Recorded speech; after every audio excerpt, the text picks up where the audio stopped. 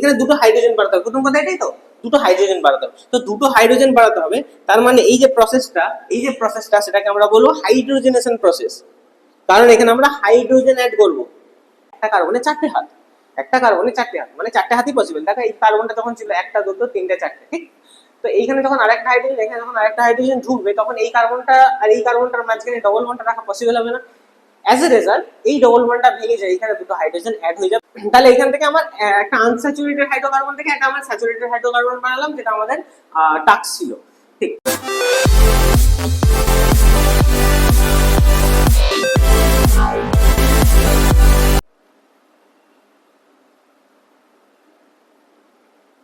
Preparation of alkene. অ্যালকেনের preparation, যে অ্যালকেনগুলো আমরা পেয়ে থাকি, অ্যালকেনগুলো আমরা কোথা থেকে পেয়ে থাকি, কি কি ধরনের প্রিপারেশন হতে পারে, সেই প্রিপারেশনগুলো আমরা একটা করে দেখব। আচ্ছা, প্রথমে আমরা যে অ্যালকেনের প্রিপারেশনটা দেখব, আমরা দেখব from unsaturated hydrocarbons।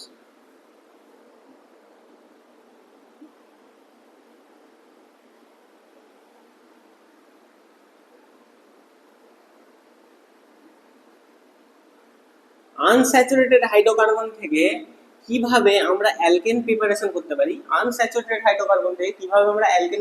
করতে পারি, সেটা আমাদের প্রথম আজকে টাস্ক। আনস্যাচুরেটেড হাইড্রোকার্বন বলতে আমরা কি কি জানি, যে অ্যালকিন আছে, অ্যালকাইন আছে, ঠিক আছে? তো কোনো একটা যে কোনো একটা থেকে করলেই আমরা বুঝতে পেরে যাবো যে ব্যাপারটা কি হচ্ছে। তো প্রথমে আমরা একটা জাস্ট দেখে নিই যে এখানে আমরা প্রিপারেশনটা হয় কেমন করে। দেখো, একটা যদি নর্মালি জিনিস ভাবো, তোমাদেরকে যদি আমি একটা অ্যালকিন নিই, ধরো এইটা আছে, এইটা থেকে আমাকে বানাতে কি হবে, এটা আমার অ্যালকিন আছে, আনস্যাচুরেটেড থেকে কি হচ্ছে, ফ্রম আনস্যাচুরেটেড হাইড্রোকার্বন, মানে আনস্যাচুরেটেড থেকে কি বানাবো, প্রিপারেশন অফ অ্যালকেন, মানে এখান থেকে অ্যালকেন বানাবো, মানে একটা ডবল বন্ড সরিয়ে দিতে হবে, মানে আমাদেরকে বানাতে হবে C2C সিঙ্গেল বন্ড। এবং ওর থেকেও বড় কথা, ওর থেকেও যেটা মেন কথা, ডবল বন্ড তো সরবে, বাট সেটা পরের কথা।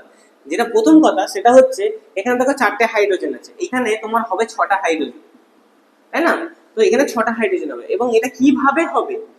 তো প্রথম কথা, তোমার মনে হচ্ছে যে দুটো হাইড্রোজেন যা হোক করে প্লাস করে দিলেই যেন এটা হয়ে যাচ্ছে, না? এখানে দুটো হাইড্রোজেন বাড়াতে হবে, প্রথম কথা এটাই তো, দুটো হাইড্রোজেন বাড়াতে হবে। তো দুটো হাইড্রোজেন বাড়াতে হবে, তার মানে এই যে প্রসেসটা সেটাকে আমরা বলবো হাইড্রোজেনেশন প্রসেস। কারণ এখানে আমরা হাইড্রোজেন অ্যাড করব।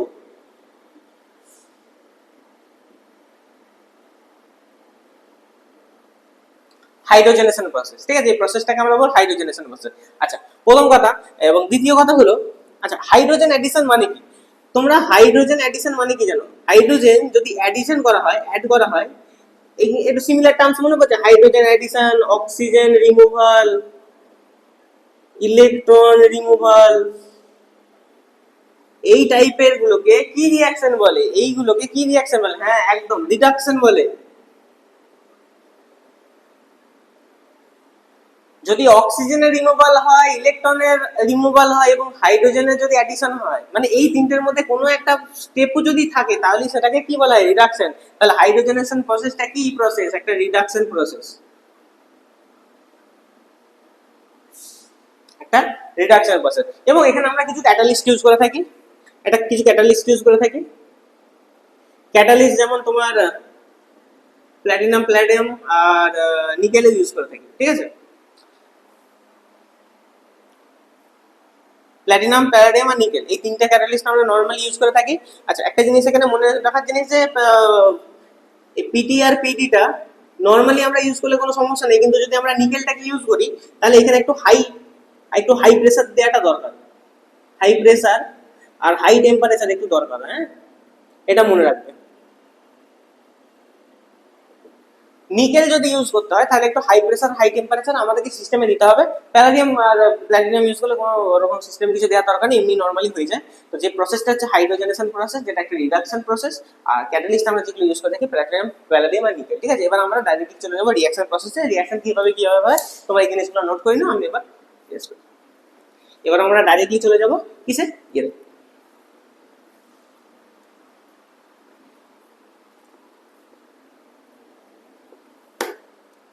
তাহলে আমি যদি বলি C ডবল বন্ড C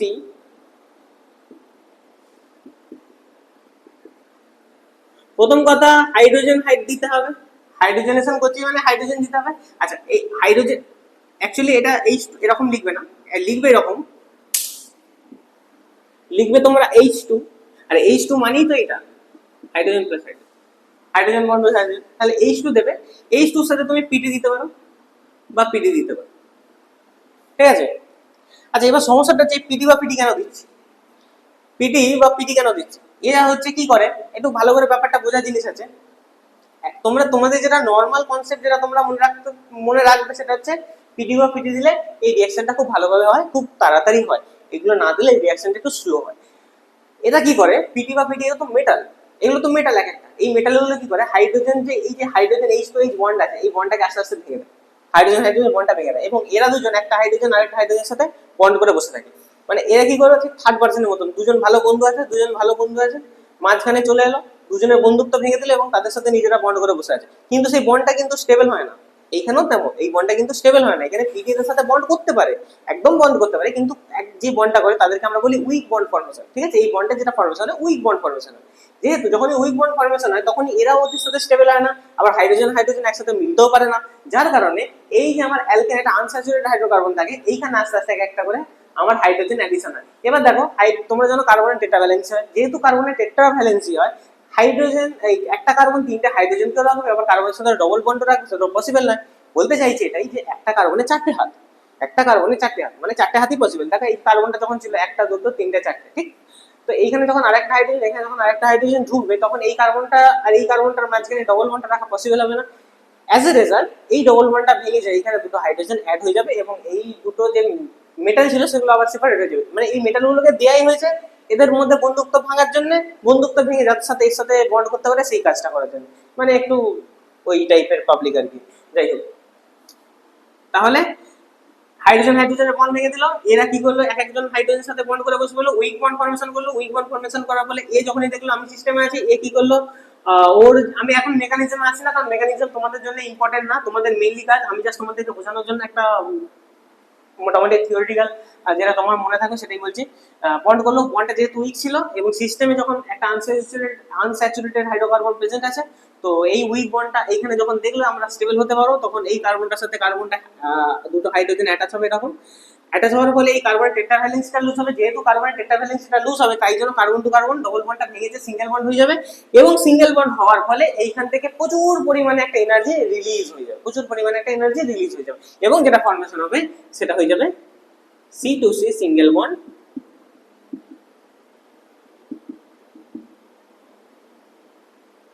এটা হবে।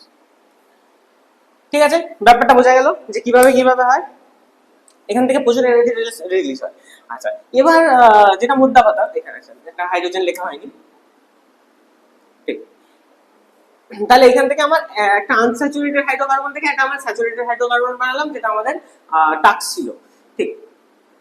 এবার যেটা নেক্সট আমার হচ্ছে যে নিকেল, নিকেলটা আমি তোমাদেরকে প্রথমে বলছি নিকেল তোমরা ইউজ করতে পারো, নিকেল তোমরা ইউজ করতে পারো, মানে একটা নিকেল দিয়ে দেখিয়ে দিই, এখানে তোমার মোটামুটি যদি সেম সেম জিনিসই থাকে, আচ্ছা সেম সেম জিনিসই থাকে, আচ্ছা সেম জিনিস রাখবো না, আরেকটা কার্বন দিয়ে দিই, তাহলে তোমাদের সুবিধা হবে। 1 2 3 4 যদি এই থাকে, এখানে আমি কি দেবো, হাইড্রোজেন তো দিতে হবে না, হাইড্রোজেনেশন হবে কি করে, আর নিকেল যদি দিই তাহলে আমাকে একটু টেম্পারেচার দিতে হবে, মানে মোটামুটি ধরো 300 কেলভিন টেম্পারেচার দিতে, 300 কে টেম্পারেচার দিতে, ঠিক আছে, 300 কে টেম্পারেচার দিতে দাও,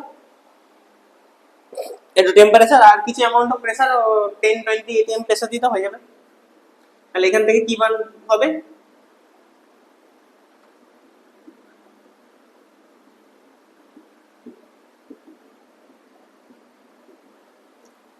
ঠিক, এখানে একটু টেম্পারেচার প্রেসারটা একটু ইম্পর্টেন্ট আছে। আচ্ছা যেটা মনে রাখতে হবে সেটা হচ্ছে আমি যেরকম টাইপের আনস্যাচুরেটেড হাইড্রোকার্বন নেব, মানে বলতে খুব ভালো করে শুনবে, এইখানে দেখো যে হাইড্রোকার্বনটা আছে, দুটো কার্বনের একটা হাইড্রোকার্বন আনস্যাচুরেটেড হোক, দুটো কার্বনের একটা হাইড্রোকার্বন, দুটো কার্বনের একটা আনস্যাচুরেটেড হাইড্রোকার্বন, দুটো কার্বনের আনস্যাচুরেটেড হাইড্রোকার্বন থেকে দুটো কার্বনের আনস্যাচুরেটেড স্যাচুরেটেড হাইড্রোকার্বনই প্রডিউস হয়। মানে যদি আমি এখানে ইথিন নিই, ইথিন যদি নিই তা এখানে ইথেন হবে, এখানে দেখো প্রোপিন নিয়েছি তো এখানে প্রোপেন হবে, মানে আমরা যেমন আনস্যাচুরেটেড হাইড্রোকার্বন নেবো তার করসপন্ডেন্স আমি স্যাচুরেটেড হাইড্রোকার্বনটা পাবো, তার করসপন্ডেন্স অ্যালকেনটা আমি পাবো, ঠিক আছে। মানে যে যটা আমার কার্বন থাকবে CN, মানে এখানে যত অ্যামাউন্ট অফ CN প্রেজেন্ট থাকবে, সি যত নাম্বার প্রেজেন্ট থাকবে সেটাই আমার হবে অ্যালকেনে সেটাই প্রডিউস হবে, ঠিক আছে। আনস্যাচুরেটেড যতগুলো কার্বন থাকবে ততগুলো কিন্তু আমার স্যাচুরেটেডে সেটাই প্রডিউস হবে। এটা ছিল তোমার preparation of alkane from unsaturated hydrocarbon, ঠিক আছে। ওকে।